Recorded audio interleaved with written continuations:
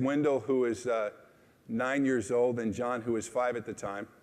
And we went down and we were going, and they wanted to swim at one of the swimming pools. And they said, Daddy, can we go swimming? I says, look, I got some work I need to take care of, but I want you to swim and I want you to enjoy this. Now, Wendell's a good swimmer, but John is not so much a good swimmer, but I want him to develop confidence. So I says, look, I want you to swim in this pool. It's a new pool, and make sure you hold on to the railings until you feel comfortable.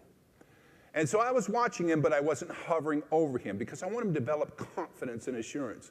I want him to know that I trust him and I believe in him, which is so important. And I was watching him bob up and down, and he went past the rail, and I saw him going a little deeper, a little deeper, a little deeper. And at that point, I put my papers to the side.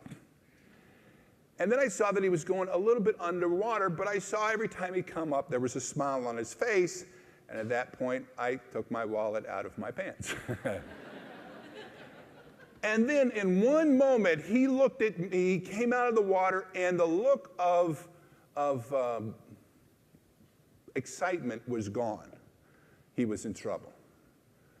The next thing you know, I was in midair. I jumped in, and in midair, I realized my cell phones.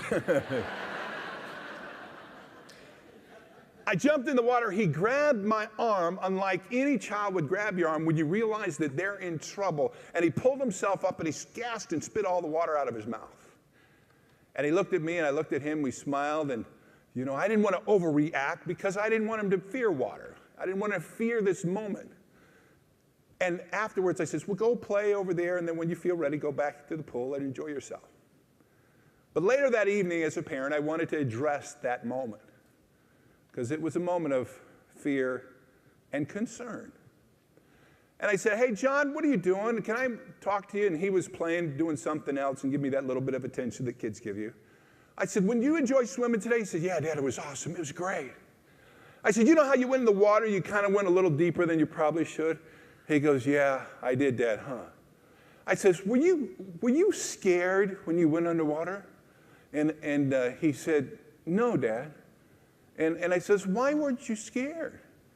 He said, Dad, I knew you would come. Now, I share that for a reason. The stuff I'm going to share with you, we're going to talk about football. We're going to talk about organizational excellence and performance.